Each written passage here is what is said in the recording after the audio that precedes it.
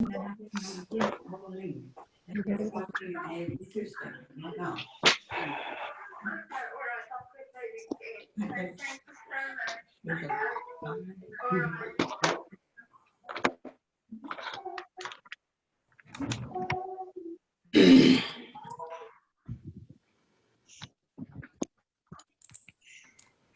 Vanessa, Hey, how are you? I'm fine, and you? Good, good.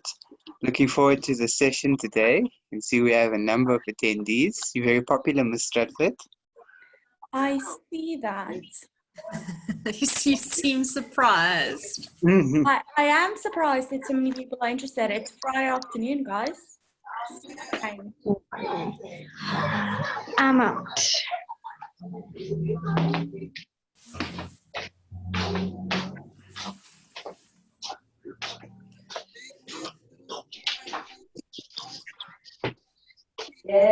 Yes, come on.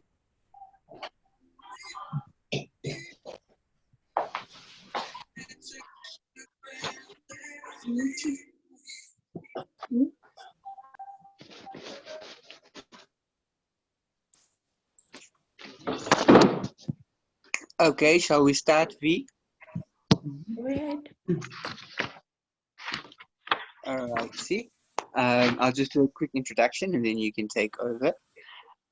Thank you all for joining us for one of our first webinars. Hopefully it will be the first of many that we will continue the lockdown.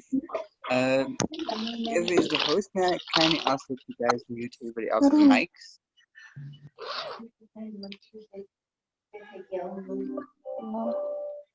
Thank you.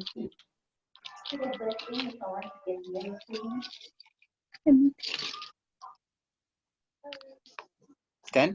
Shall we? Okay. Yes, so just a quick introduction for Ms. Vanessa Stratford. Ms. Vanessa Stratford is the mentorship coordinator for 𝐿𝐬. She's also the recipient of the Mentorship Executive Award as of last year. She is a researcher and a lecturer at 𝐫𝐞𝐬𝐿, with her focus being research psychology. And she's also an executive member of the Psychology and Public Service Division of PsySSA. Baby? And does a number of other things that don't have time to mention. We'll be spending the session. And we thank you, Vanessa, for hosting the session for us, and we look forward to it.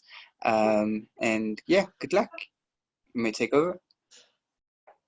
Thanks for that introduction, Mo. So 𝐫𝐞𝐬𝐿 has rather small classes, and so most of my webinars so far have not been attended by this many people. But it is great having everybody here. And I think what we're looking at today, it's not the most exciting, this is what I usually tell students, it's not the most exciting topic, and definitely within psychology, there are so many interesting things that you will learn. But if you don't have your academic literacy and your academic writing skills under control and like up to par, even if you have the best content in your work, it won't be received as well as it should be. So this is a very, very important skill. Everybody is muted at the moment. If you do have a question while we go through all of the content today, you can click on the raise your hand option. You are also welcome to unmute yourself and interrupt me. Or you can use the chat function to type a question if you would prefer to do that. Okay, so let's start for today.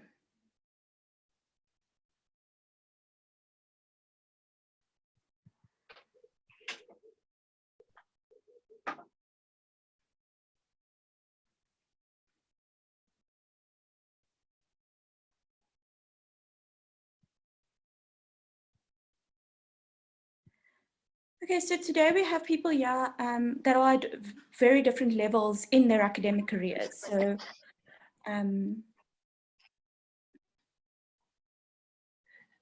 going to start off by giving some very basic advice in assignment writing before going into more of a research and research report writing information.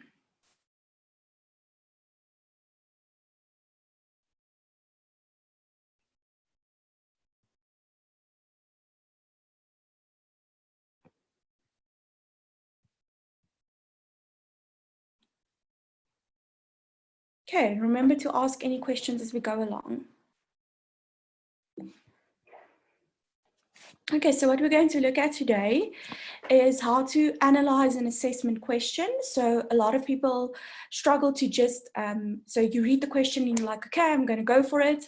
And then in the end, you end up missing the question.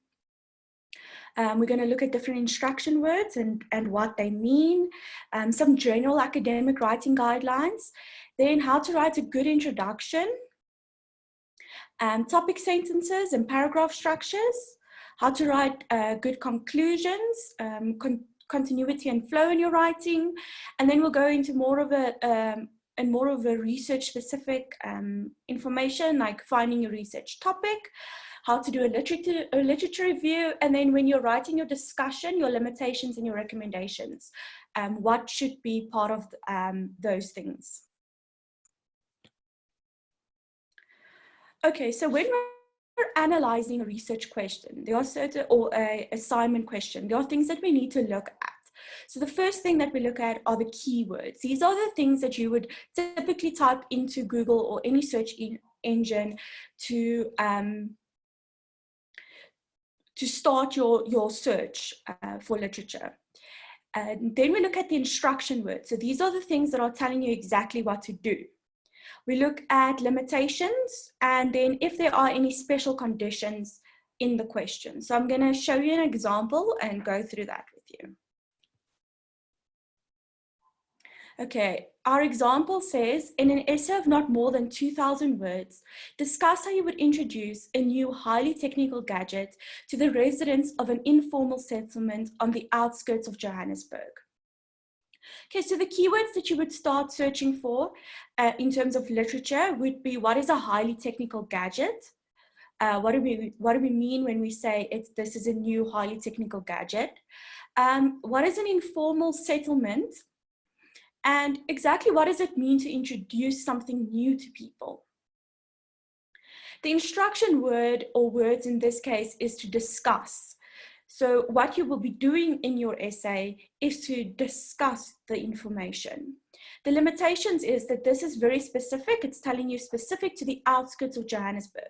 So when you're thinking about limitations, how would the outskirts of Johannesburg be different than the outskirts of a small town in the Northern Cape? So there are things that you have to consider because of these limitations. And then your special conditions would be that you only have 2,000 words to do this. Okay, so if we look at commonly used instruction words and what they mean. So the first category is remembering information. So this is when you're asked to define, list, or relate as your instruction words. So if you're asked to define, you have to state clearly what something is and what it is like. So when you're defining, you have to give a little bit more information than just a dictionary definition. It's defining and giving some characteristics of that thing. If we are asked to list, it means that you have to give your answer in a point form. So you're giving all your information as a list. When you're asked to relate information, it's to tell a story in a clear sequence and demonstrate how things are connected to each other. It's important that when you're relating information, it's not only listing it, it means you have to show connection between the different aspects as well.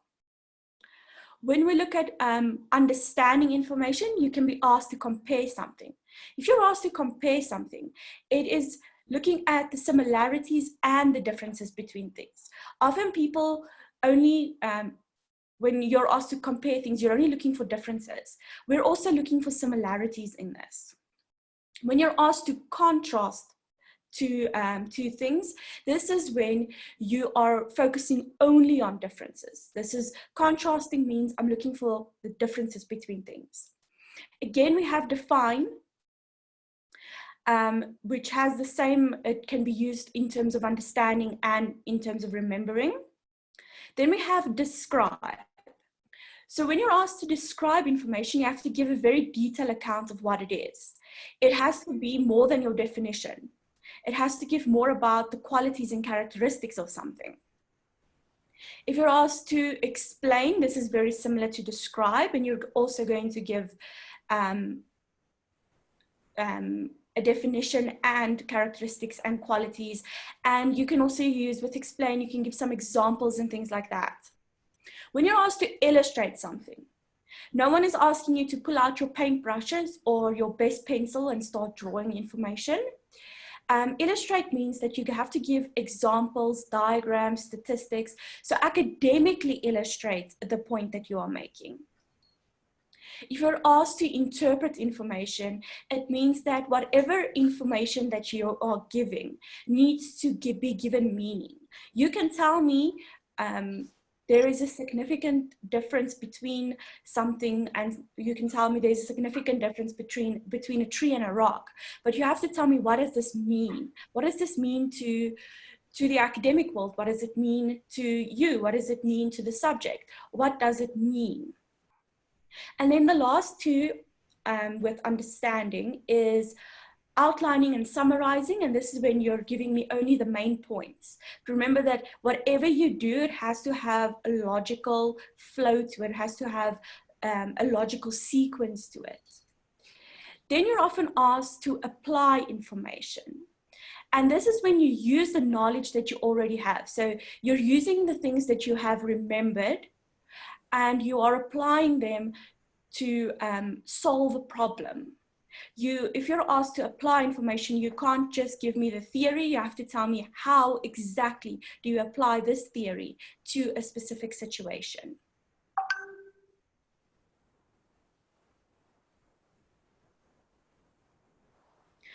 Okay. Then when we analyze something, we really need to know the how and the why of the issue. So to analyze really means to look beyond just a summary. We have to look at each component of something. And the same goes for examining something. We have to break it down, pull it apart, and see what is happening within that argument, within that theory. Evaluating is very important. I'm sorry, guys, can I please just ask you to all mute yourself? For the sake of the recording, it really helps that everybody is muted. Thank you. So when we're evaluating, this is when we are asked to critically analyze, to criticize, to evaluate something. This is a very important skill to have. And often this becomes part of what is required of you without it even being stated outright. As you move up in your academic career, it's expected of you to take a critical lens to everything that you do. Even if it's not outright stated that you need to criticize or critically look at something. So this is when you decide whether something actually has value. You're looking at positive and negative features. You reach a conclusion by neutrally looking at both sides. And then the last one is when you're asked to compose, construct, and create. Again, we're not pulling out the Lego blocks.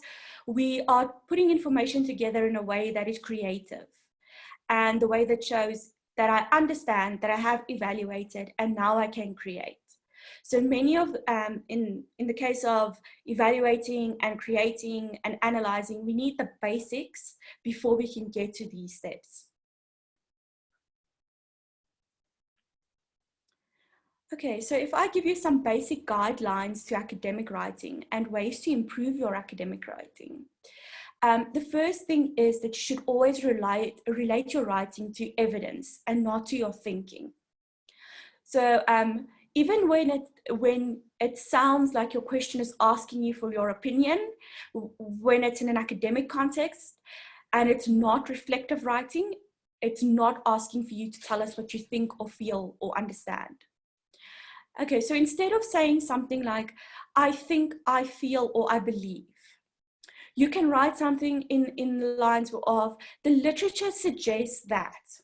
Considering these results, anything that, so we're not asking for what you want, we're asking you in terms of everything that you have read, what can we say now?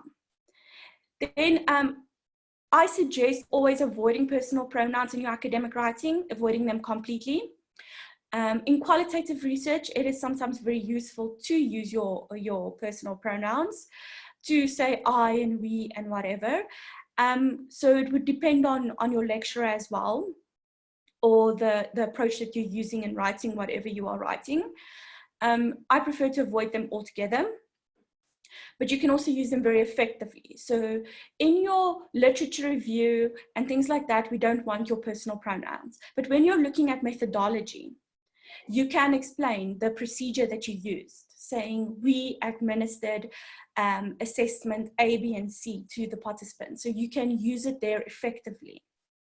Never address the reader as you.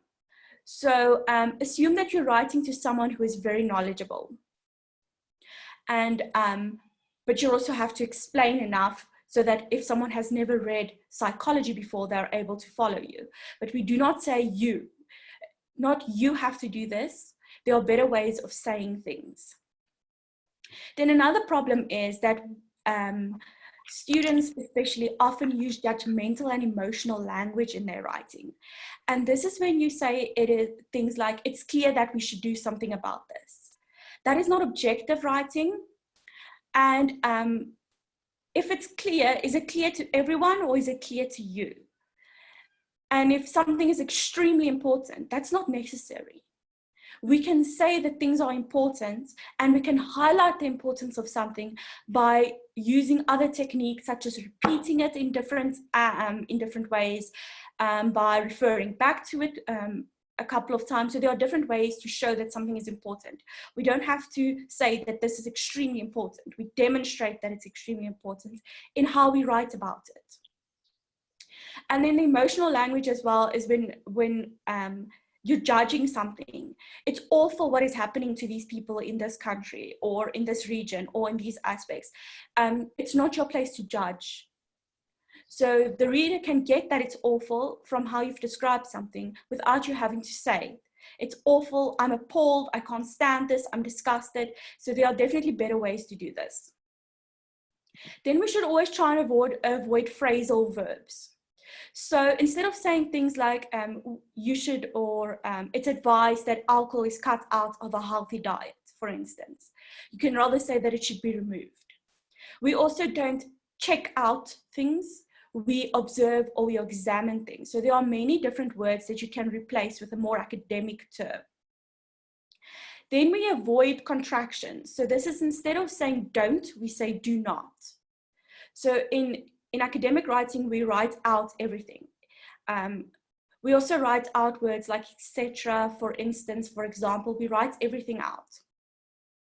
So where you are worried about your word count, because you're losing words when you remove your phrasal verbs, you can make it up by not using contractions. Then we avoid slang.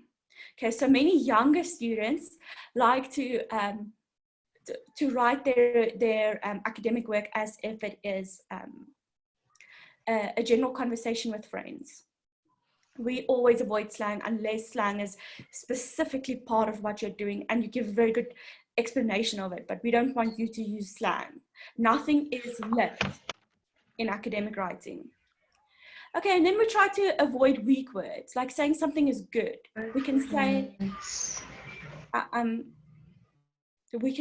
that it is exceptional, it is excellent. There are so many words that can replace the words like good or bad. Or we don't call things a hot topic, we can call it a controversial issue. What I usually tell students is that Word has this amazing synonyms feature, right? You go in and it gives you all these synonyms. But please do not use words that you yourself do not understand. So it's great. I'm reading your work and it's, oh, wow, you have such an amazing vocabulary, and it's wow. And then you use something incorrectly and I'm like, oh, I know what you did. Okay, so rather only use the words that you understand and that you know how to use correctly. I'm holding you closer than most, 'cause you are my heaven.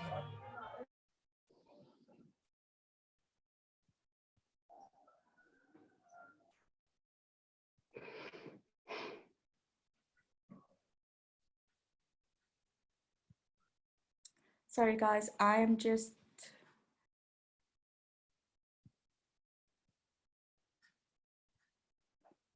muting everyone. You're welcome to unmute yourself if you do have a question.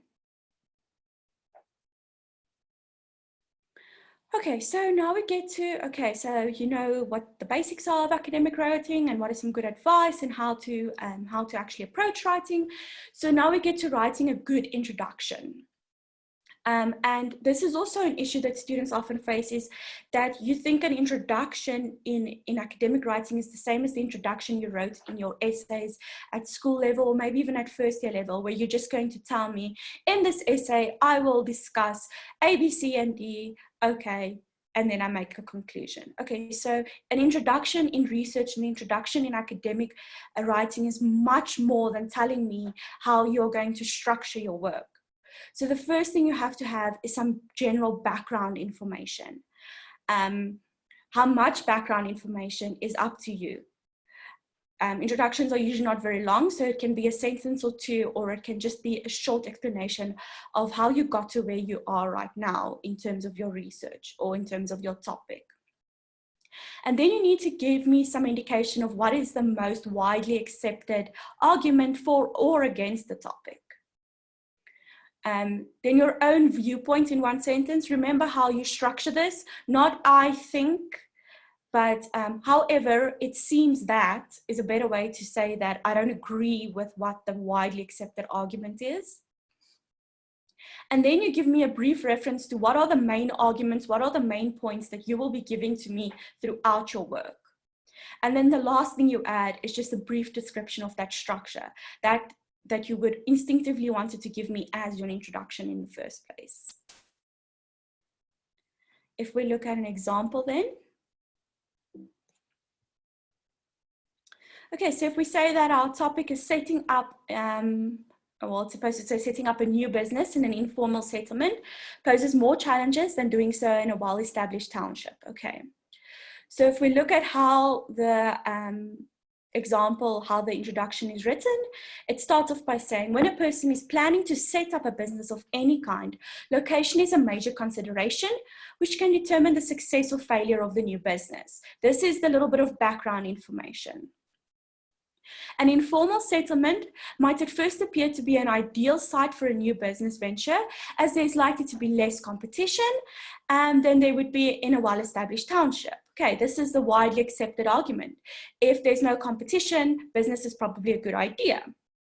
However, the reality is that although there may be few businesses operating in an informal settlement, it is much more difficult to run a successful business in such places. This is your thesis statement. This is the argument that you're planning to make with your work.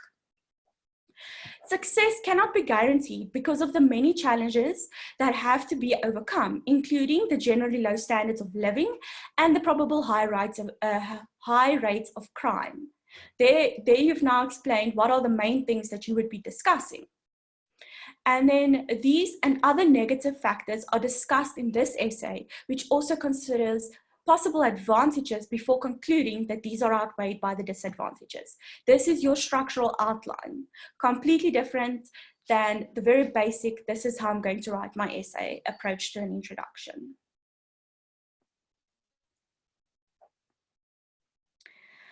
Okay, so now that you know how to write a good introduction, we can move on to how to write a good paragraph. So a good paragraph has a topic sentence.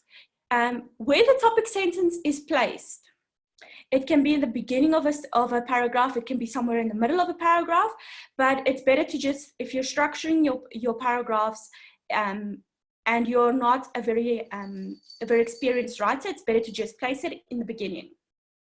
So you have your topic sentence, and then you have supporting information, and then a concluding sentence. So what is a topic sentence? It is what to anticipate in the paragraph. It is a statement that you will then be supported by evidence, or it is a statement that you then go on to explain. And there are certain things that cannot be considered a topic sentence. An obvious factual statement, like Ottawa is the capital city of Canada, or a vague opinion or observation, like I think that banks in South Africa are overcharging. You're probably not wrong, but this does not make for a good topic sentence. Okay, then we have the supporting information. As you can see in the picture of the house over here, that the supporting evidence is holding up the topic sentence. So the supporting information can include examples, some reasons, explanations, illustrations, elaborations, any statistics that are proving what you're saying, and any references and other quotes. If we then look at an example, we'll see that successful entrepreneurs may often have an extremely positive and even arrogant view of themselves, coupled with strong and assertive personalities. That is your topic sentence. They are focused and determined to achieve their objectives and believe completely in their ability to attain them. First reason. Their self-assurance can frequently be regarded by other people as flashiness or egotism, but entrepreneurs are just too focused to worry about negative habitual criticism. Okay, so that's your second reason. Almost all entrepreneurs have a fervent will to do things more effectively and to evolve. They are inventive, pioneering, and practical. Okay, so there's the third reason. If something is not successful or yielding results, then they'll simply move on or adapt. Reason 4. So now we have a topic sentence that has been explained and supported by 4 different reasons. And then we have a concluding statement. So that is, entrepreneurs understand the importance of being the best in their industry and know that the only way to become number one is to keep up with trends. They are up to date with the latest technology or service knowledge and are always prepared to adjust if they see new prospects arising. Okay, so this gives you an example of what a good paragraph looks like. I just want to mention that you should be referencing these things, guys. So even though this example has no references in it, you do actually have to add in-text referencing to all of your facts and reasons and explanations, right? Okay. Then we get to writing a conclusion. And a conclusion usually has some sort of a transitional device or statement signaling to the reader that we are now at the end of my argument. So it makes a brief reference to that first thesis statement that you were making, that thing that you were saying that I don't agree or I do agree. An indication of how you have demonstrated that this is actually, that your viewpoint or your argument has some backing. And then the last thing you include in your conclusion is a call for action or for further investigation. Okay, so if we look at the example, and this is referring back to the introduction we had just now. In conclusion, which will be our transitional device, although there may be few businesses operating in an informal settlement, it is much more difficult to run a successful business in such places. Remember, this was the thesis statement. This was the argument that you were making. Success cannot be guaranteed because of the many challenges that have to be overcome. The literature has demonstrated that generally low standards of living in more rural areas indicate less disposable income and as a result, less support of local businesses. That was the first argument you wanted to make, that there are some negatives like low living standards. Additionally, the high crime rate in these areas may put a new business at risk of becoming victimized, as well as deterring outsiders to visit the business. These were the main points of your argument that you were making. This is what you told me you were going to do in your introduction. You have now hopefully done it through the body of your essay, and now you're in your conclusion and you're linking it back to your introduction. Then the last thing you need in your conclusion, further research on the feasibility of new business ventures in rural areas is important. A more in-depth investigation of the impact that a new business may have on a rural area is required. So this is the call for further investigation.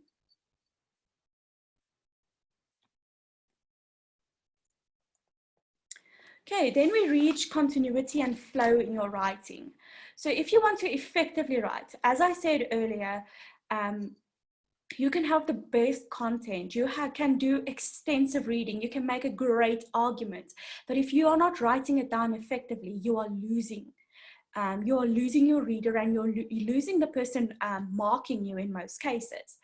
So if you want to write effectively, you have to look at continuity. So this is the logical consistency throughout your work. And then also the flow of your work. So there should be a smooth cadence of sentences and words. It should be easy to read, and it should flow from your introduction to your conclusion, and everything in between should all fit together logically.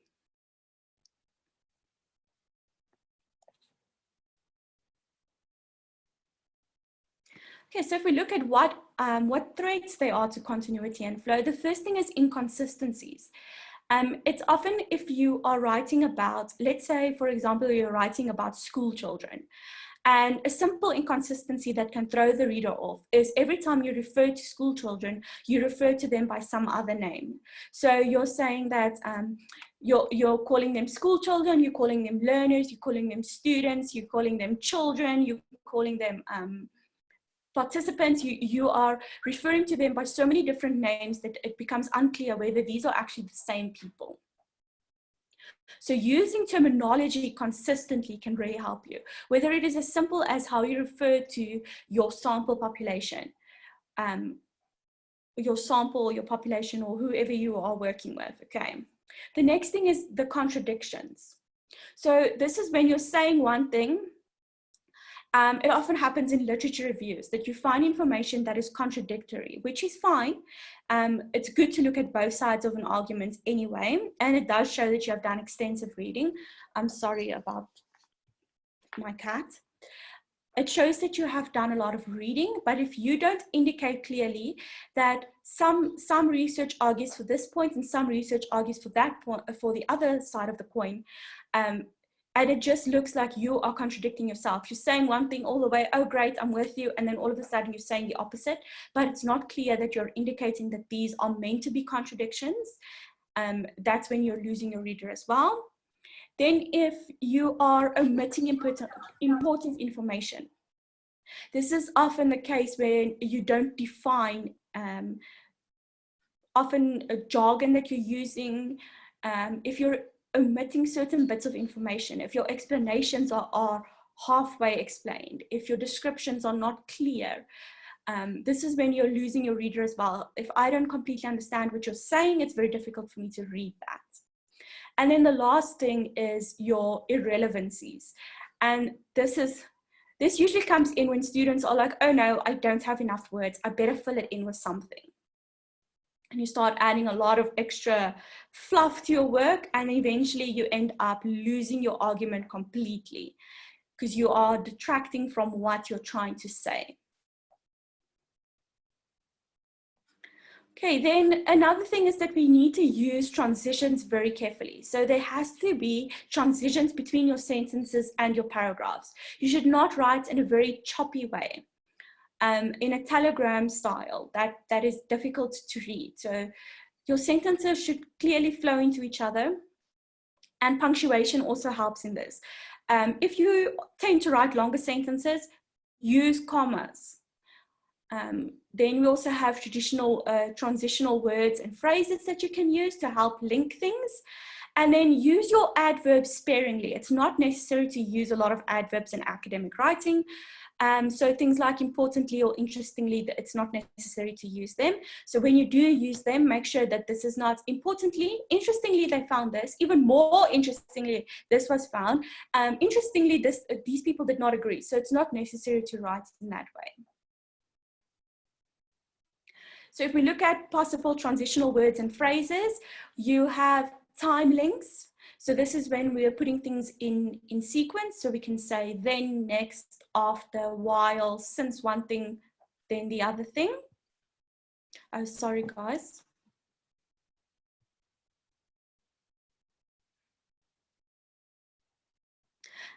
Precious, I will answer questions just now.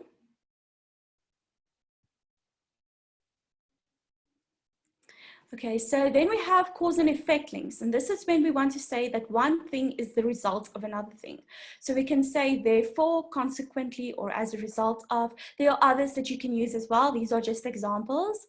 Then there are addition links, when we use words like additionally, furthermore, moreover, or we can have contrasting links. But nevertheless, however, although, so these are all things that will help you, your sentences and paragraphs and your arguments link together much better and flow together much better. Okay, then another thing is that conciseness and clarity is very important in your writing. So writing concisely is a skill that you often only develop much later in your academic writing. Some people struggle with this. They tend to write very long. They want to give a lot of additional explanation and description, and then they end up also losing the reader. So when you're writing concisely, it's very easy to read, and that's good to read. When you're not making the reader struggle to understand you, it's going to be much better. And this is also the same for clarity and making sure that your work is very precise. So if you're using definitions, give precise definitions. Do not be vague and ambiguous in your writing. And then adding fluff often takes away from the message you are trying to convey.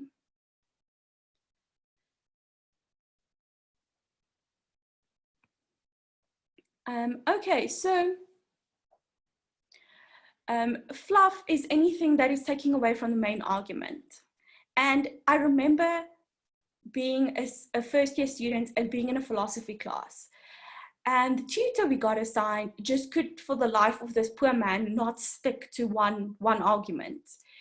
He would start off by saying something about philosophy and we would all be listening, and then he'd lose us somewhere between what he did last weekend and his cat's weird behavior, and eventually you're like, what is going on? So adding fluff just takes away from what you're trying to say. When you're writing for a purpose. And that purpose is to give a certain message to a certain audience. So if you feel that, oh no, I don't have enough words, don't add fluff. The way that you can improve this is to read more. Students are often very lazy. They're like, oh, it says I only need 10 references. Great. I will not read one word more than my 10 references. That is not good, guys. The more you read, the better your arguments will be, the better you'll understand things, and the less likely you are to be adding fluff to make up the words. Then you can also develop the things that you have written about further. So you can actually go and expand on explanations, go add examples, and you can add more depth to the relevant information instead of adding things that shouldn't be there in the first place.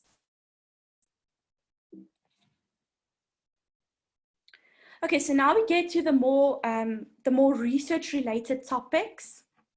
So when you're choosing a topic, the most popular topics in psychology at the moment are emotional health, marriage and divorce, abortion, anxiety, death and dying, race relations, personality, learning and memory, addictions, and depression. Just because these are popular topics, by no means does it mean that you have to find a topic within these topics, right? So why do we select a research topic? Why is it important to have a research topic?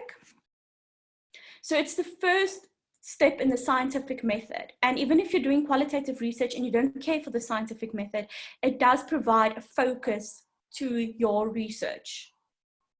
And it is the driving force behind your research. If you know what your topic and your question is, that is how you'll determine who will be the sample. How will you do your analysis? What data collection are you going to do? What arguments are you going to try and make? What do you want to end up with in the end is determined by this topic.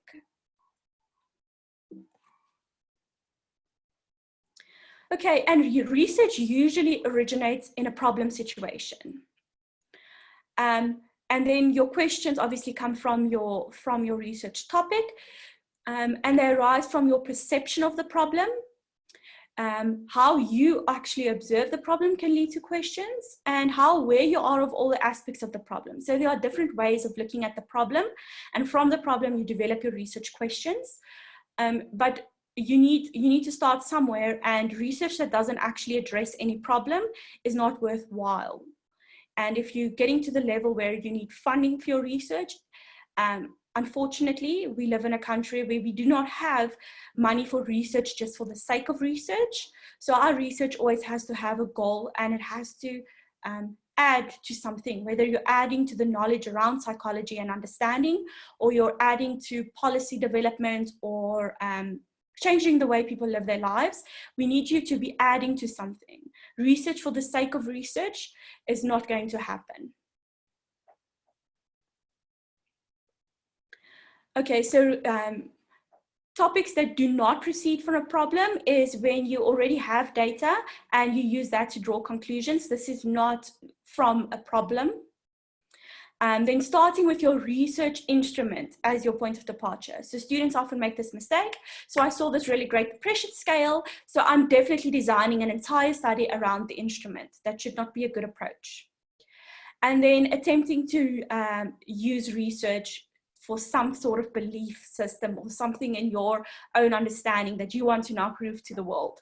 That is also not a good approach to research.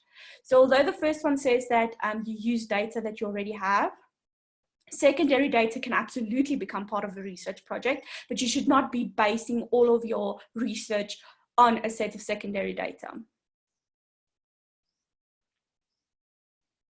So if you have a research topic and you want to know whether it's a good research topic, you ask yourself the 5 W's. So what is my research? Why do I want to do the research? Who are my research participants? Where am I going to do the research? And when am I going to do the research? We are often limited by many things. If you think about, if you're doing research at university, say for undergraduate or honors project, you have a very short timeline. And you can't go and do research that is going to take you years to complete. That is not possible. When you're getting to master's and PhD level, there is a little more give in how long you can take and the type of research study that you can do. But for a lot of students, it has to be that you do your research very quickly and that you actually have access to the people and the places where you are intending to find information. So a good topic is based in theory. So there should be some theory about what you are trying to test already. The topic has theoretical or practical importance. It's adding to our body of knowledge. It's adding to psychology. It's adding to the lives of someone. I'm not talking about changing the world here. I'm saying that it has some sort of practical value. And then it also has to be researchable. So there are topics out there that I think would be super fascinating, but how will you ever get that information? So yeah, it has to be practical in terms of being researchable as well. It should also be interesting. Again, when I say interesting, it should not, you don't have to make the whole world think it's the most interesting thing under the sun. It just has to have some interest. And whether it is your own interest, it should at least be that some people are interested in reading what you have done. Then it also has to be ethical. So ethics is very important. And then it has to be manageable in terms of the skills you have, the resources you have, and the time you have. If you are an undergraduate student, you should not be administering psychological measures to a very vulnerable population somewhere. That is dangerous in so many ways. That is unethical and it's beyond your skill set.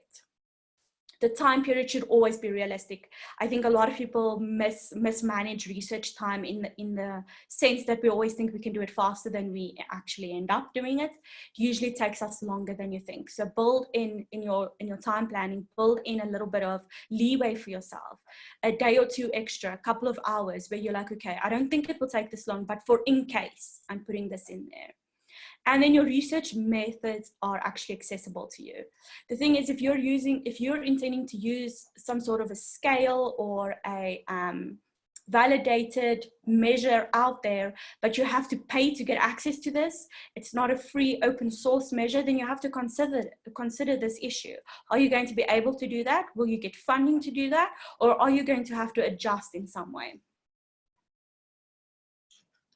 So to make it easier to pick a topic, choose a topic that actually relates to your immediate environment. There are many things around us every day. So pick things like hot topics or controversial issues that you hear a lot of. If you're trying to get funding for research right now, think about something in terms of coronavirus and the impacts of being in lockdown, about rioting that has started up. This is where research focus is going to be now. Why? Because that is what is considered to be a controversial issue and a hot topic at this point. And it is all across the world. So your research would definitely be interesting and people will definitely be interested in reading it. You can also use previous topics to find new research ideas. So if you are reading something really interesting and you're like, oh, wow, this is great. I wonder if we look at it from this perspective, or if we do something else, then you're actually using a previous topic to get to something new. And these are great. Then you can also ask experts in the field. So if you have contact with people in the field of whichever field you are interested in, you can go and ask them about what would be an interesting topic. Where do we need more research? What can I look at? Then there are also certain assumptions that we make. In every field, there are assumptions. And you can actually go and test these assumptions that have already been made. You can make use of any contemporary issues. And then you can also approach research organizations that might need specific research. And they'll tell you, look, this is what we really need to understand. And a lot of people out there really want to understand, especially in terms of market research. There's a lot of open space in which we do not understand how people think in terms of everything. So there's a gap right there. And then if you find a discrepancy between theory and practice. So in theory, we're supposed to do this, but in practice, when I see people, they seem to be doing this. So let me go and investigate whether these two things actually come together or not. Okay, so topics that you should most definitely avoid are topics that are too broad. So depending on your level of study and the reason for your research, you'll have to make the call of whether a topic is too broad. Then also a topic that can be traced back to a single source. Remember that one single time way back when that one single person said this thing. I want to now research that. That is not a good topic. And then topics that are very technical.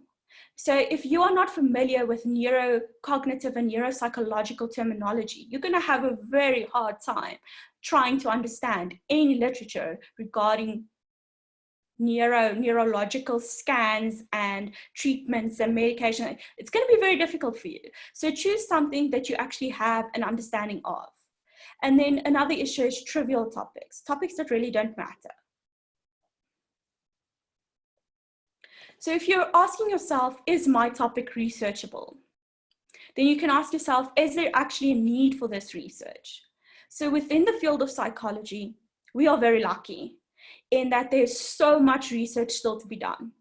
There's so much about the human mind and human behavior that we do not understand. And this includes culture and religion and every single bit of our society. There's so much still to be researched. So is there a need for the research? You're very likely going to say yes. Will my research actually provide answers to my research topic? So will the plan that I have actually lead me to the answer that I need? Have you actually done your literature search? Because often when you start reading literature, you realize, oh wait, maybe it's better if I look at it from another perspective. Oh wait, here's a bigger issue that I did not see.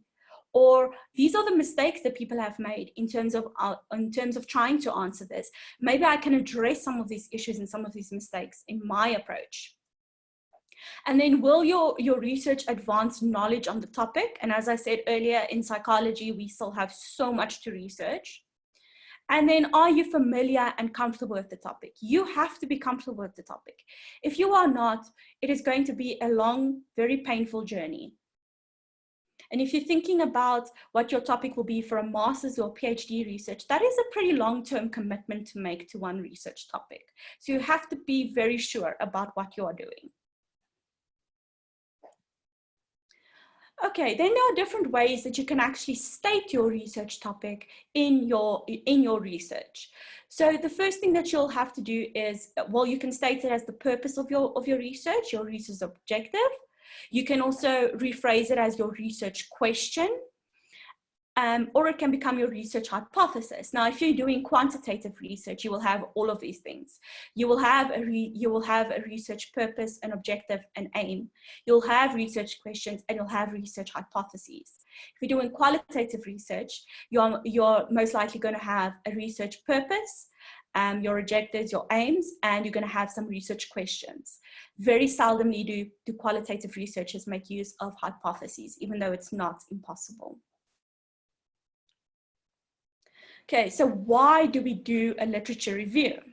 So first of all, it shares with the reader some background of what's already been done in this topic. So it gives me, if I read something that I have no understanding of, that I've never heard of before, it gives me that background that I need to understand where you and your research is, where you're coming from. And then it also puts your study in the context of a larger dialogue. So it fills in the gaps somewhere.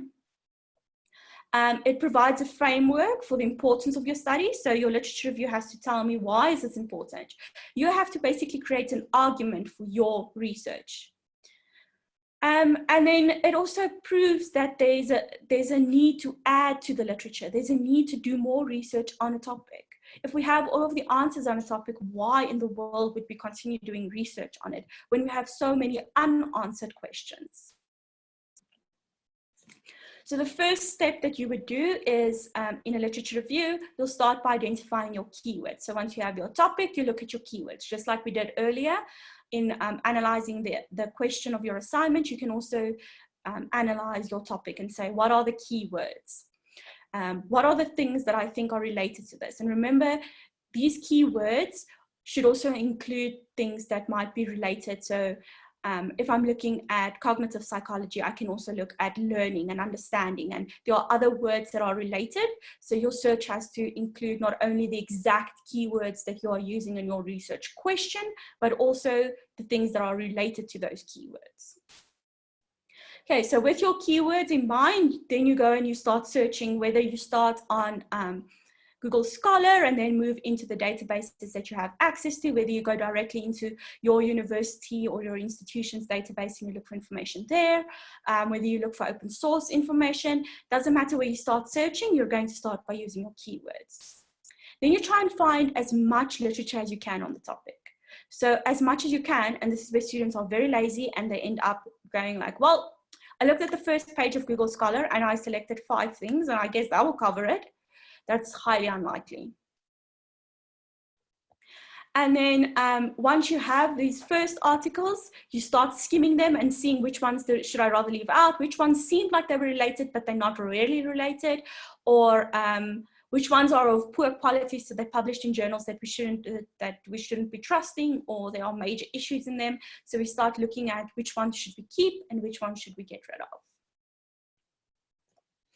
And then once you have your useful literature, this is when you start doing your literature map. So for my master's, I literally stuck little note cards up against the wall in my bedroom to say how my literature would be related to them, or which bits of literature go with which argument, which bits of literature are important to which aspect of the thing. You can do this on paper, you can draw out a mind map, you can do something just to organize your literature in some way. And then once you've organized it and you have a plan of how you will be putting this together. This is when you start doing your summaries of the most relevant literature. This is exactly what a literature review is.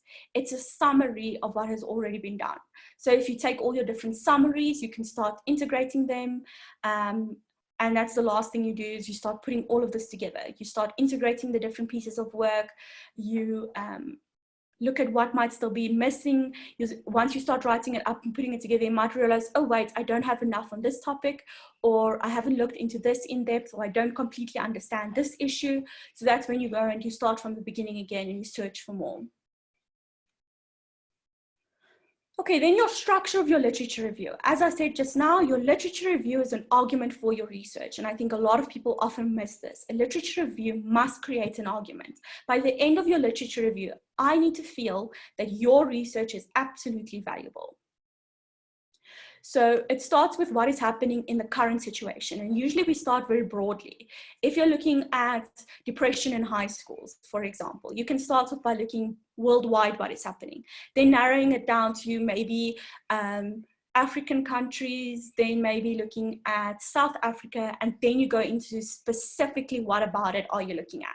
So you start broad and you narrow it down like a funnel. You're going through, start very broadly. Overall, this is what there is. And then I narrow down to my specific issue that I'm looking at.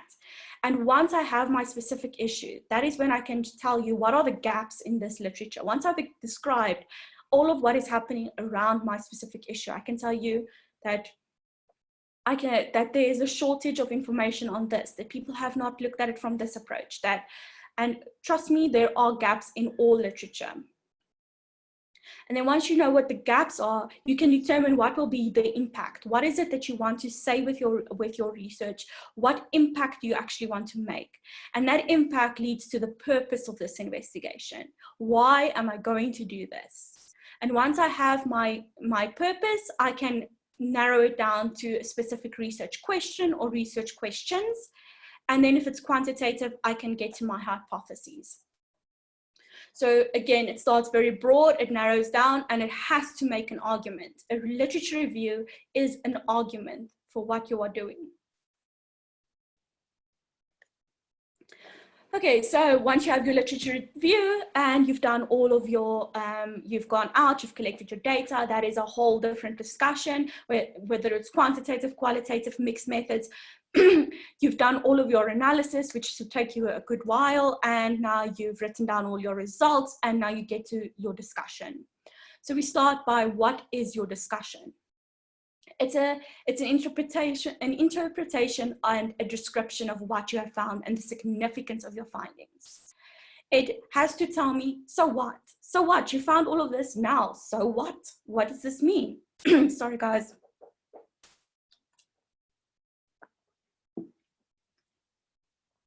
You have to tell me what new insights, what have we learned by this? What does it mean? It has to connect to your introduction. You have to go back to what you said in your introduction. But it's not simply repeating it or rearranging it. It has to give me more. Then it has to tell me what is new. What have you taught me? What have you found? And unfortunately in research, sometimes it ends up that we don't have significant results or we didn't find anything new. Then that is okay too. Then that is what you write down. And you give me the reasons why you think that has happened. So what do you include in your discussion? The first thing you include is the major findings of your study. So the first thing is, the first paragraph of the discussion is, what are the major findings? There should be direct and succinct statements of the findings. And you don't include any data or references to your study design. So you don't tell me again that it was a survey and I used 20 participants, none of that. If I pick up your work and I know nothing about your methodology or statistics, if that's what you used, or your analysis technique, or what any of your results mean, if I don't understand a single word there, but I pick up your discussion and I read that, anybody should be able to understand, what did your results say? So this should be in clear, easy to understand terms. So if we look at the example, it should say something like, the findings of the present study found a statistically significant relationship between marking and the alcohol intake of lecturers. Okay, most days it does not drive me to drink, but you know, there are some extenuating circumstances sometimes. It should not say something like, my study used a survey research designed to ask lecturers there were 20 of them, about our alcohol intake and marking. My questionnaire contained 3 questions. The T-crit was 2, and the critical value, the observed value was 10, the degrees of freedom were 19, and there is a significant result. This is not, that goes in your result section. What's in your discussion is a clear, easy to understand. So if I asked many of you to only read that bottom piece, there would have been some confusion. If you don't use a lot of statistics, you would be completely confused. But if you read the first example given, then that is very clear. Anybody can understand this. It's straightforward and it's to the point. The next thing that you include is the meaning and the importance of your findings, the so what. So it might be very obvious to you. You've been studying this thing, you've been reading about it, you found all of these interesting things, you've been living this research. That's great. And you think it's very obvious. It's not obvious to the reader. Remember that. You have to tell the reader, why do these results matter? And when I'm done reading your discussion, I have to feel, oh, wow, yes, of course. This makes perfect sense. So I have to be like, wow, yeah, got that. And it's not just me, but any person, the reader of your work.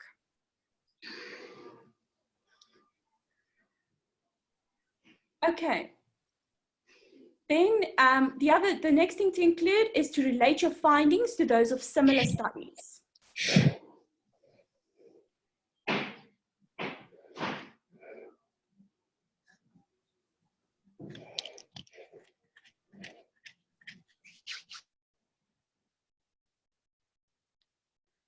Okay, so we relate our findings to those of similar studies. So the first thing is that this is the most crucial part of your discussion. Why? Because it has to tell me, how does this fit back into what we said in the literature? Have we actually found what we said we were going to find? So you have 2 options. The first option is that the literature and what you found agree. That's great. Then you mention, the study has found the same as A, B, C, and D. And you explain, what have you found that's the same? How do your results fit in with this? And then if your results are different, that's fine as well.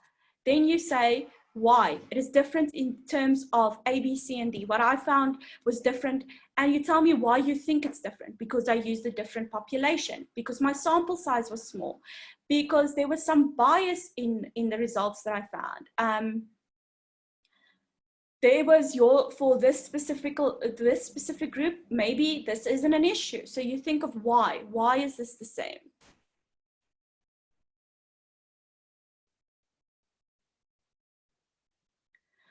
So why do you think you found something different? So if you find the same, that's great. You tell me it's the same and you reference back to those people that you were talking about in the literature review. If you find different, that's great as well. Doesn't matter. You tell me why. Why is it different? Why do I think it's different? What could have been different between what those people found and what I found? And the answer is not that those people are stupid. It's that there's something different between either how you asked the questions, how the population you used. Maybe this study was done in Europe in the 1950s, and now you're looking at it in South Africa today. So yes, of course, you're expecting to find something different. Explain all of this. And if it is necessary, you can go back to and add some more to your literature review.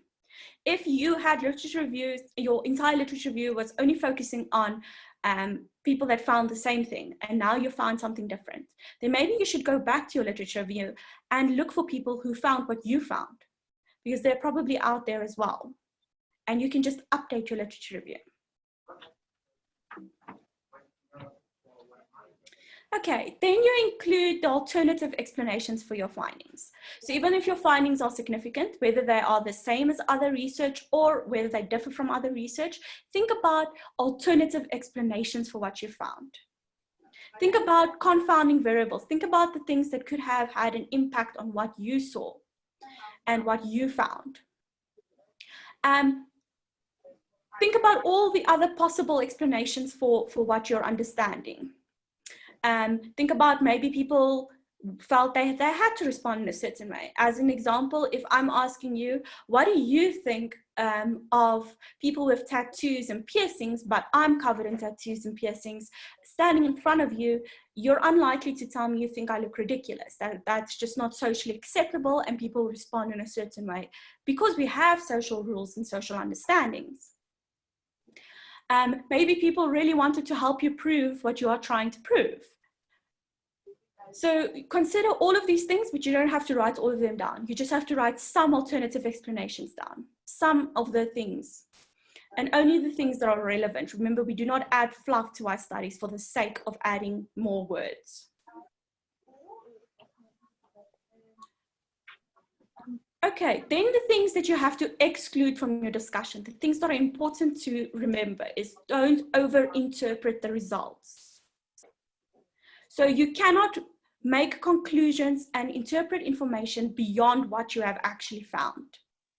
The data are the data, nothing more, nothing less. Okay, so you can't go above and beyond. You can't say that people who ate an apple every day were found to be healthier. So overall health, great. This means that if you eat 2 apples every day, you will be extra healthy. That's not what your research was about. You can't put that in there. So if your research showed that there's a relationship between social media and jealousy, you can't be, you should not interpret that social media is the cause of jealousy and that all relationships wherein which person or both people are on social media would just mean that it's doomed. It's never going to work. Why? Social media causes jealousy. You speaking to Taki? Hi. All You have a right. question? Can I have your practice number, please? Pardon me? Yes. Thank you. And who's the patient's name?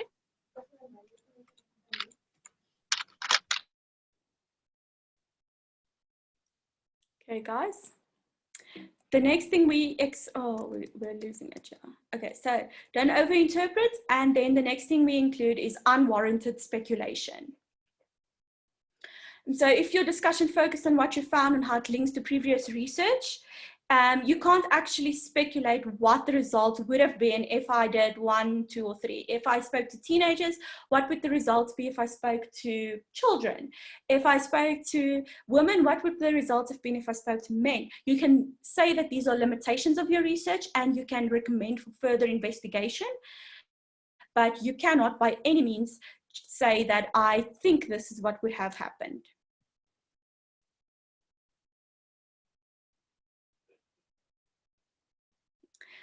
Okay. The next thing we exclude is inflation of the importance of your findings. Yes, your research is valuable and good. No, you're not going to be on CNN. I'm sorry, guys. Very unlikely. So you have to discuss the importance of your findings only within the context. So you can say that this finding could be used to adjust the way universities manage student complaints. That's great. But it doesn't mean that this finding is pivotal, groundbreaking, the academic dean should read it, and you'll get our names engraved on some honorary mention board, and they're going to put it up just for us because we're that awesome. That is not how we interpret our findings. So we stay within our context, and we're realistic about what this actually means. Then the other thing to exclude is tangential issues. So this is that fluff that you keep adding. So focus only on your topic, your title, and your findings. Don't bring in unrelated issues. So this, again, it just distracts the reader. You just lose people. And you also run the risk of actually just diluting the whole argument that you're trying to make, the whole message that you are trying to give over to the reader. So if you're discussing how classroom size affects academic performance, then you don't have to discuss sleep, politics, relationships, social economic status. Even if these are conceptually related in some way, doesn't mean that they have to be discussed in your single study. You don't have to, if you're looking at one thing, cover every possible aspect that could have an influence on that one thing. That is way too much to deal with. And then you can't add conclusions that are not supported by the data. Oh, stop doing that.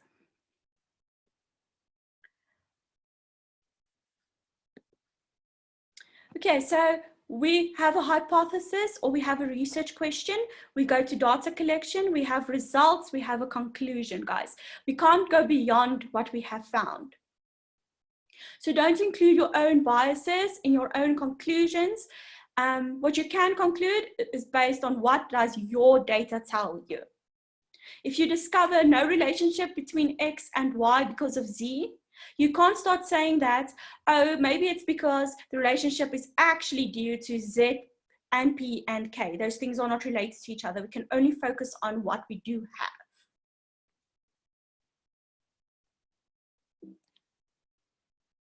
Okay, then the last thing that we're looking at is how to write our limitations and our recommendations, and then our final conclusion of our research report.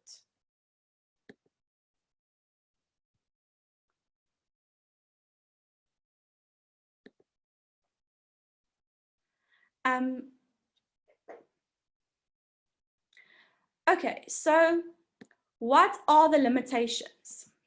Every research project out there is unique and all of them have limitations. Nobody ever has found the theory of everything. You can ask Stephen Hawking, the poor man died trying to find the theory of everything, and still, yeah, we are.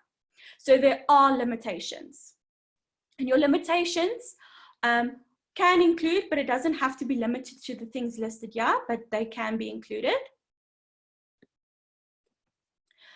So it could be validity, reliability, the geographical location. We're often limited to only those areas surrounding us. So if we're going to talk to high schools, it's probably going to be those the schools closest to me or whatever.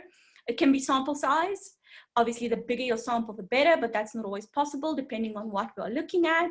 You're also limited by your time frame and your budget. These are limitations. Could be that you had too narrow a focus. So there could be other factors that could still be investigated. Your research design can limit you in certain ways. The instrumentation that you use, the analysis techniques you use, the analysis tools you use. If you're using Excel to do statistical analysis, it's not as accurate and doesn't give you as much information as you would get on software packages that are very expensive. So you're looking at, if you think about SPSS, yeah, I don't know, I'm not sure. Those packages can give you so much more information that you can get on Excel. So you can be limited by these things. You can also be limited by your own skills. If you're doing an analysis and it's your first qualitative analysis, I mean, it takes some time getting used to these things and there's so many different approaches to take. So whatever you're doing, there will be limitations, and these limitations are not a bad thing. It just means that we have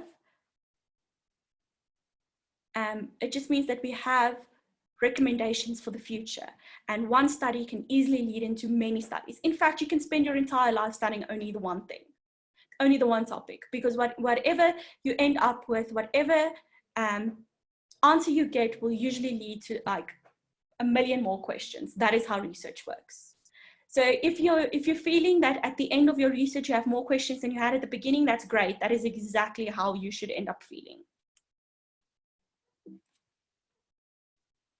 Okay, and then your recommendations. So your recommendations would usually come directly from your limitations. So if your limitation was that you had a small sample size, your recommendation could be that future studies should include more SACAP campuses, for instance. Okay, so we should have a larger sample size. Then you can also include other recommendations that are not linked to your limitation. So you could also come up with other things. So maybe your limitations didn't mention that there are other ways or other theories that could be applied. So you can actually just recommend that maybe if this was a quantitative study, maybe we should look at it from a qualitative perspective or anything like that. And then it doesn't matter, even if your study was absolutely amazing, like amazing, right? You did amazing. There was nothing wrong with your study. There will still be recommendations to make because there will always be a different perspective that we can take.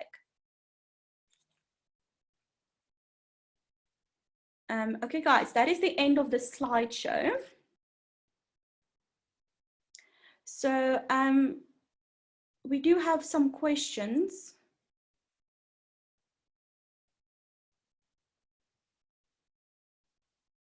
So yes,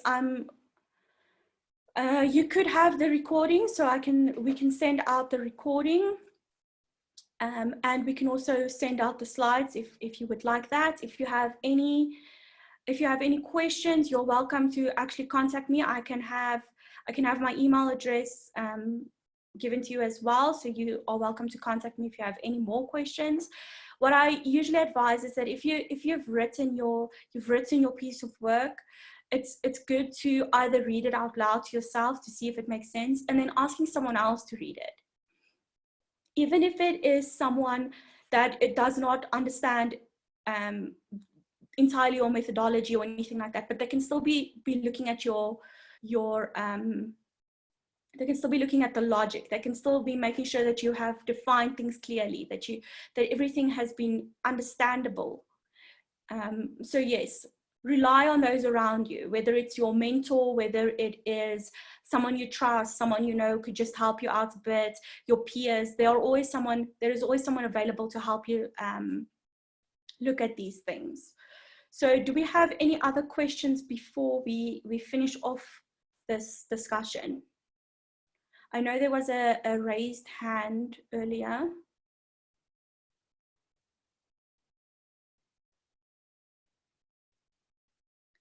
If you want to ask a question, you're also welcome to take yourself off of mute to do that.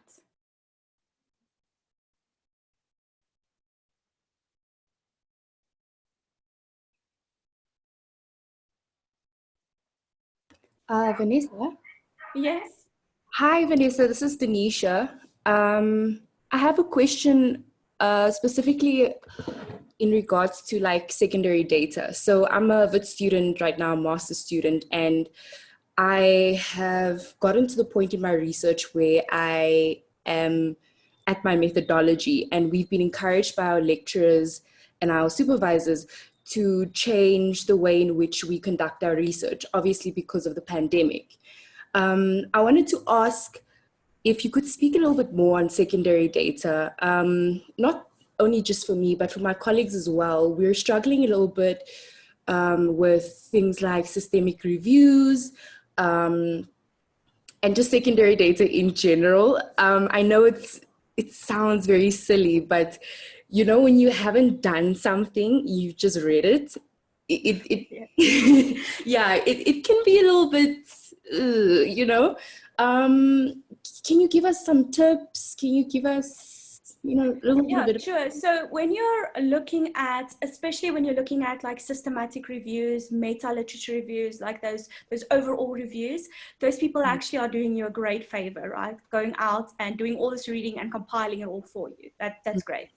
We just always have to be very aware that when we're using somebody else's information, we have to be careful to not assume that our understanding of something is the same way that their understanding is. So we have to make sure that if we're using these literature reviews, we look at specifically, we make sure that the definitions are in line with each other. If not, we have to make some adjustments. So if you're finding that you want to do research and there's all this amazing literature review being done already, save you a ton of time.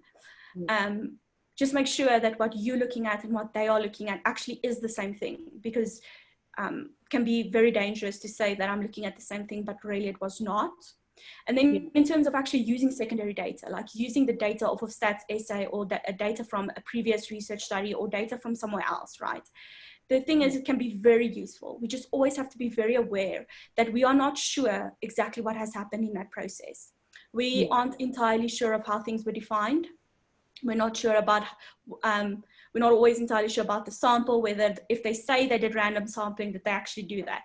If they say that it was all ethical and it was all above board, are we entirely sure about this? So there are some risks that come in with using secondary data. Obviously, with the situation that we find ourselves in and we're all stuck at home and we can't reach out to people in the way that we normally would have, secondary data would actually help you a lot because you're trying to get your master's finished. This is what you want. Yes. It's just that you have to be very careful about what assumptions you make based on the assumptions that the original person, like the original researcher, has made. Yeah. So the best advice would be that if you're using those literature reviews, actually go and look up those studies and make sure that they do match each other. Okay. And then in the case where we don't have that extra information, let's say like there's a lot of researchers that leave out a lot of things. Do we put in a disclaimer to say, listen, this is the research that I access, but I'm not really too sure. Yes, that is a very good idea, especially, so I usually tell students you can basically do whatever, you can do whatever in research, and you can come up with whatever findings, right? As long as you can justify what you're saying. And you put in those disclaimers. In your limitations, you write in, all I had access to was secondary data, and I did the best that I could with this. So as long as we are putting in all of the disclaimers and we are defining properly, and we can justify all of the things that we have done, then we're safe, then we're good. Okay. Thank you so much, Vanessa. No problem. V, may I just add to that question? Sure. Basically, I know this would take probably the whole afternoon, but could you cover some of the aspects of how you would actually go about writing up a scoping review or a systematic review? Because as Denisha said, most students are now being encouraged to go that way in terms of the research, and it actually is a different way of so your proposal's different, your final write-up is different. So maybe if you could cover that in just briefly. Okay, so a scoping review is a much broader review, right? So a scoping review is usually done first to see whether a more in-depth review is necessary or feasible, right? So that is what you're looking at as a scoping review. Systematic review is more of your literature review that you are used to, the ones that we have been using. And writing it up, what they usually require with a scoping review is more detail about what you have done in terms of your literature review. So in your scoping review, you're going to have to add certain bits of information. So you're going to have to add things like, you're going to have to say which databases you searched, which keywords you used, how many articles you originally identified, how many articles you excluded, and why. You're going to have to give a lot more information than you would in your regular literature review, like you are used to writing your systematic literature reviews. That's just your basic literature review. Does this make sense, Lynn?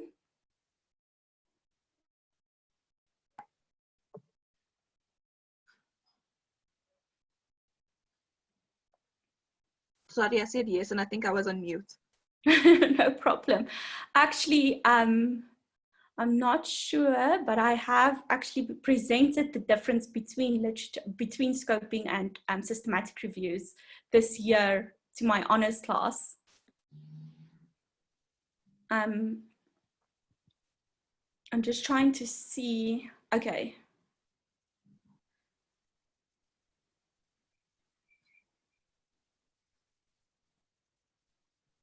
So,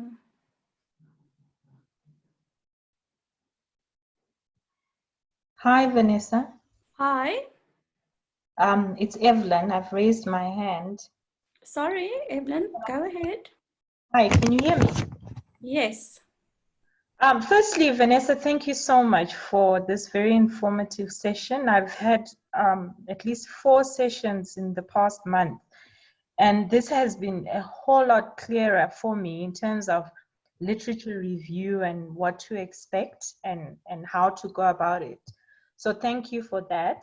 And then my question, if you can assist me, I'm an honors student doing research on mental health and ill health from a South African perspective.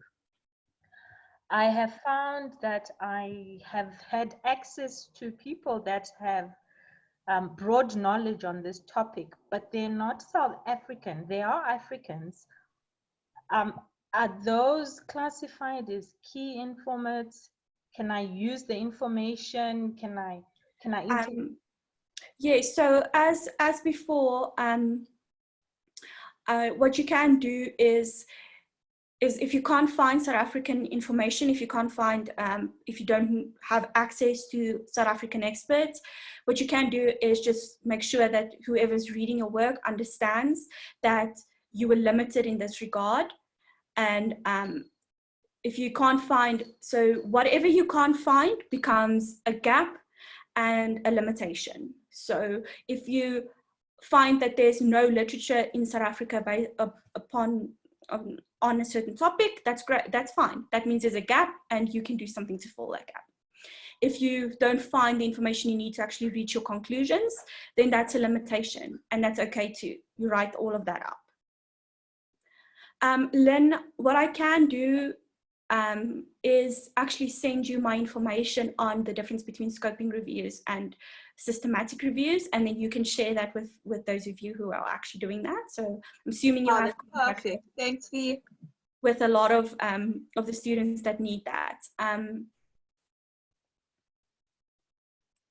Do we have any other questions? Hi, Vanessa. Hi. Can you hear me? I can hear you, yes. Okay, you're speaking to Matsepo. And I would just like to know, like, do you have any recommendations regarding ethical issues and online interviews? Because I was thinking of doing online interviews for my research. I can't use secondary data, but I'm a little bit unsure about the ethics in that regard. So could you help me with that if possible? So there was actually in one of the SAJP articles, I think near the end of last year, there was actually a good article about what now happens in terms of ethics when we're moving into online therapy and telephonic therapy. And I think a lot of that you'll be able to apply a lot of those ideas to research as well. Okay. Awesome, thank you. You're welcome.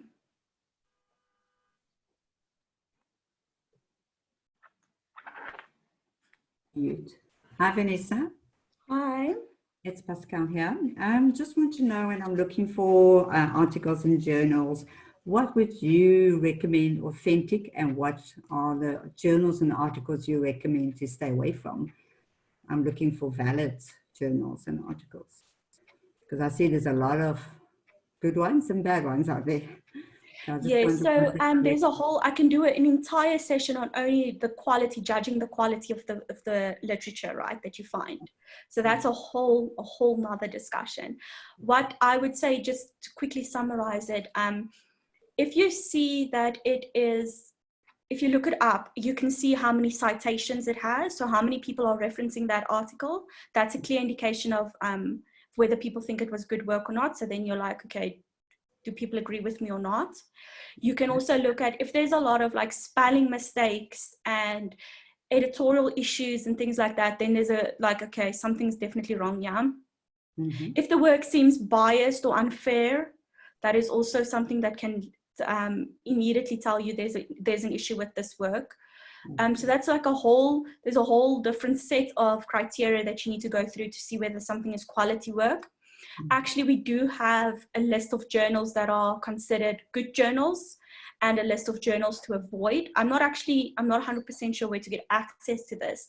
This was, I don't even have the one for this year, because each year they bring out a new list. I only have last year's one. So think about if you're looking for literature, look at also the credentials of the people that have written it, right? So the universities.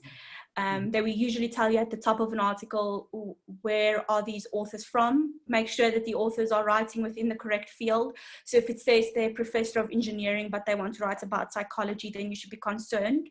Mm-hmm. Things like, so if it's universities that you've never heard of before, just be very careful. Mm-hmm. If the credentials seem completely made up, that's also high risk. Mm-hmm. If the contact details, so they often give you contact details of the corresponding author. If there's no contact details, that's also a little bit odd. You can look up the reputation of a journal. You can probably just Google it and see what other people have to say about it as well. Okay. A lot of it is based on your own judgment of whether Okay. you think something is good quality or not. And this goes when you're reading it. Is it logical? Is it fair? Is it unbiased? Does it make sense? Like, do the research questions actually lead? Does it match the method? And does that match the findings? And does this match the conclusions? Like, you have to apply that type of logical thinking to it. Okay. Okay, thank you. That was helpful. Thank you. You're welcome. V, there's another question in this chat. Can I read it to you? Sure. Okay, thank you for the informative session. I would like to know if we could use the information you've provided to approach a research proposal. Yes, you can definitely do that. Okay, I see most people have, the rest are just saying that the session was great. Okay. Mo, we can provide people with my email address as well. Okay. Are there any other questions? I just want to say one thing if you're done or when you're done. Yeah, I'm done. Okay, cool. Thank you, V. From what I can hear, the session was amazing. Mentees, I hope you all paid attention. You're going to be using that information quite a lot this year. And again, Vanessa, thank you so much for doing this, and we hope to hold other sessions going forward within the remainder of the lockdown. If everybody could, well, not everybody, whoever would like to, I can see there's lots of comments about the session. If you guys would mind sharing a little bit of a review on the session to our social media and just possibly tagging us, that would be great. We would truly appreciate that. And yeah, thanks again from the SD. Thank you for doing this. And V, once this video is edited, we can possibly upload it to YouTube so that everybody can access it, and it's easy that way to our channel. I have just sent my email address to everyone. So if you would just like to quickly write that down before we end the meeting. That is my personal email address. So if you have any more questions, you can send an email to that. But we will make the presentation available, and we will also make the recording available. Yeah, so if you can keep an eye on the PsySSA Student Division social media, please. Once it's been uploaded, we will post an ad on our Facebook, Instagram, and Twitter pages. So please keep an eye out on that. And also, Vanessa, thank you so very much. That this was detailed, but it was incredibly accurate. And I think based on the comments, don't mark me down for saying extraordinary, I understand, I mustn't say that, but I think based on the comments and the number of participants, this was deeply helpful. And I think it's so easy to get lost in translation, but you did a phenomenal job. Really, really outstanding, Vanessa. Thank you so much. I think I speak for quite a few people here. Thank you, Jen. I do think that it's so important that the way you present, the way you present your thoughts and your findings and your information is incredibly important. And as a lecturer, I often feel sorry for people when I have to mark you down, and I'm like, but I can see this could have been so good, but there are these requirements that you're not meeting, and so that's very difficult, right? So the more people we can help present their work in a more coherent, logical way that is appropriate, it's just very important. And thank you so much for everyone for joining today. Yes, thank you. Thank you so much, Vanessa. It was really, really good. I see most of my ex-guys also here. That's good. Yeah, we must know what's going on, you know. Yeah, we're going to get examined on this, Mohammed. We know you. Yeah, you might do it casually.